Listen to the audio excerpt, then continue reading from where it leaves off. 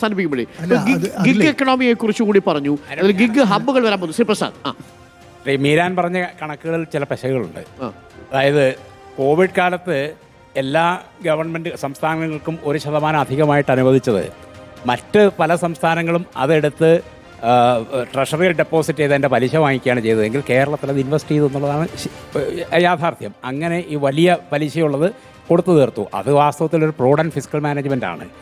ഇവിടെ ചെയ്യേണ്ട ഒരു കാര്യം മുസ്ലിം ലീഗ് ആണെങ്കിലും CPM ആണെങ്കിലും BJP ആണെങ്കിലും ആലോചിക്കേണ്ട ഒരു കാര്യം, അദ്ദേഹം നേരത്തെ പറഞ്ഞല്ലോ പിണറായി വിജയൻ്റെ തറവാട്ട് മുതലല്ല എന്ന്. കേന്ദ്രം ഈ യൂണിയൻ ഗവൺമെൻറ് നമുക്ക് തരേണ്ടതും ആരുടെയും തറവാട്ട് മുതലല്ല, നമ്മൾ അർഹിക്കുന്ന പണമാണ്. അത് വാങ്ങിക്കുന്ന കാര്യത്തിൽ കേരളത്തിലെ എല്ലാ രാഷ്ട്രീയ പ്രസ്ഥാനങ്ങളും സർക്കാരും ഒന്നിച്ച് രംഗത്തിറങ്ങി നമ്മുടെ അവകാശമാണ്. ആ കാര്യത്തിൽ അബിൻ വർക്കിയാണെങ്കിലും മീരാനാണെങ്കിലും ഒന്നും പറയുന്നില്ല. അത് വാസ്തവത്തിൽ വലിയൊരു കാപട്യമല്ലേ? ഇതെന്താ പ്രശ്നം എന്നറിയോ സാറേ? നമുക്ക് പോയി ഒരുമിച്ച് ചോദിച്ച് വാങ്ങാം. ഞങ്ങൾ പോയിട്ടുണ്ട്. ഇതിന്റെ പ്രശ്നം കൂടെ ഇരിക്കുന്ന CPI പോലും അറിയാതെ രാത്രിക്ക് ഒപ്പിട്ടിട്ട് 1456 കോടി PM ശ്രീ ഒപ്പിട്ടാ കിട്ടും, അത് വാങ്ങല്ലേ നല്ലതെന്ന് ഇവര് ചോദിച്ചാൽ ഇവരങ്ങനെ വിശ്വസിക്കും? അരനൂറ്റാണ്ട് കൂടെ പക്ഷേ എന്റെ ചോദ്യം ഷിബു ബീരാൻ, ഇതേ കാര്യം ഹിമാചൽ പ്രദേശിലും രാജസ്ഥാനിലും കർണാടകയിലും കോൺഗ്രസ്സുകാർ ഒപ്പിട്ടപ്പോൾ നിങ്ങൾ എന്താ ചോദിക്കാൻ? ഞാൻ പറയാം, രാജസ്ഥാനിൽ മാത്രമാണ് കോൺഗ്രസിന്റെ ഒരു ഗവൺമെന്റ് ഒപ്പിടുന്നത്. കർണാടകയിലെ കാലത്ത് BJP ഗവൺമെന്റ് ആണ്. ഈ ചോദ്യം അരുൺകുമാർ ചെയ്യുന്നത് നിങ്ങൾ ശ്രദ്ധിക്കേണ്ട ഒരു കാര്യം. ഇപ്പൊ ഞങ്ങൾക്ക് ഒരൊറ്റ ലോജിക്കാണ്, ഞങ്ങൾക്ക് കേരളത്തിലും തമിഴ്നാട്ടിലും കോൺഗ്രസുമായിട്ട് സഖ്യമുണ്ട്, ഇന്ത്യയിൽ എവിടെ ഇല്ല. എന്നാൽ നിങ്ങൾ CPM-കാരോട് ചോദിക്കുക, ബീഹാറിൽ അവർ സഖ്യത്തിലാണ്. ഈ രാജസ്ഥാനിൽ ഈ CPM-ന്റെ വോട്ട് വാങ്ങിയിട്ടാണ് കോൺഗ്രസിന്റെ MP ജയിക്കുന്നത്. തമിഴ്നാട്ടിൽ അവരൊരുമിച്ചാണ്, ത്രിപുരയിൽ അവരൊരുമിച്ചാണ്, ബംഗാളിൽ അവരൊരുമിച്ചാണ്. എന്നാൽ കോൺഗ്രസ് വേറെ ഏതെങ്കിലും സംസ്ഥാനത്ത് ചെയ്യുന്ന ഒരു തെറ്റിന് ഞങ്ങളോട് ചോദിക്കുന്നതിനേക്കാൾ മുമ്പ് 6 സംസ്ഥാനങ്ങളിൽ വോട്ട് വാങ്ങുന്നത് വളരെ പ്രധാനപ്പെട്ട ചോദ്യം. സംസ്ഥാനത്തിന് കിട്ടേണ്ട ഒരു പണം അത് ഏത് രാഷ്ട്രീയത്തിന്റെ പേരിലായാലും വേണ്ട എന്ന് വെക്കുന്നത് എന്ത് മോശം കേടാണ്. ഇവിടുത്തെ ജനങ്ങളോടാണ് റെസ്പോൺസിബിൾ ആയിട്ടുള്ളത്. ഇവിടെ LDF ഭരിക്കുമ്പോൾ LDFന്റെ തത്വശാസ്ത്രങ്ങളോട് മാത്രമാണോ LDFന്റെ പ്രതിബദ്ധത? എനിക്കറിയില്ല. ഇവിടുത്തെ ജനങ്ങൾ തെരഞ്ഞെടുത്ത ഒരു ഗവൺമെന്റ് ആണ് എങ്കിൽ സെൻട്രലിൽ നിന്നും 10 പൈസ കിട്ടാനുണ്ടെങ്കിൽ അത് കണക്ക് പറഞ്ഞു മേടിച്ച് ജനങ്ങൾക്ക് കൊടുക്കണം. അതാണ് ആ സർക്കാരിന്റെ ബാധ്യത എന്ന് പറയുന്നത്. ഇപ്പൊ നയപരമായിട്ട് ഞങ്ങൾ ആ പോളിസിയോട് യോജിക്കുന്നില്ല എന്ന് പറഞ്ഞിട്ട് കാര്യമുണ്ടോ? ഇവിടുത്തെ ജനങ്ങൾക്ക് കിട്ടേണ്ട പണം മേടിച്ച് കൊടുക്കാനുള്ള ബാധ്യത സർക്കാരിനില്ലേ?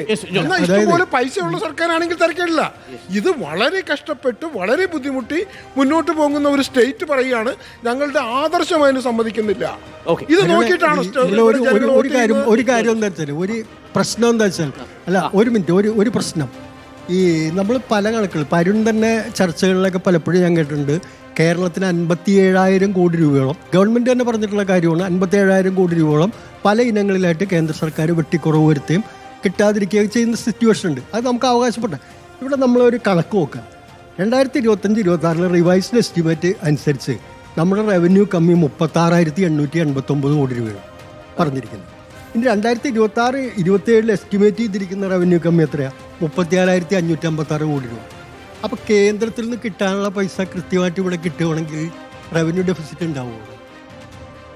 മാത്രമല്ല 6.1% കുറവിനെ മറികടന്നാണ് നമ്മൾ ഫിസ്ക്കൽ ഡെഫിസിറ്റ്. അതെ, അത് നമ്മൾ നേരത്തെ പറഞ്ഞു. കേരളത്തിന് കിട്ടുന്ന 25% എന്നുള്ളതൊക്കെ നമ്മൾ ചർച്ച ചെയ്ത വിഷയമാണ്.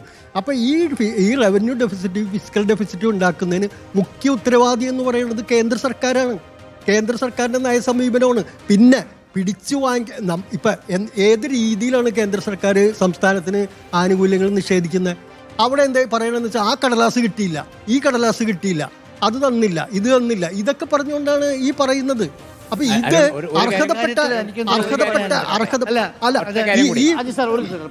അതായത് ഈ കേരളം കടക്കണിയിലാണെന്ന് പറയുമ്പോൾ കേരളത്തിന്റെ ഡെറ്റ് ടു GDP റേഷ്യോ 4.35% ആണ്. കേന്ദ്രത്തിൻ്റെത് 8.6% ആണ്. 165 ലക്ഷം കോടി രൂപയായിരുന്നു അവസാനം ലഭ്യമായ കണക്കനുസരിച്ച് കടം. അത് നമ്മൾ മറക്കാൻ പാടില്ല.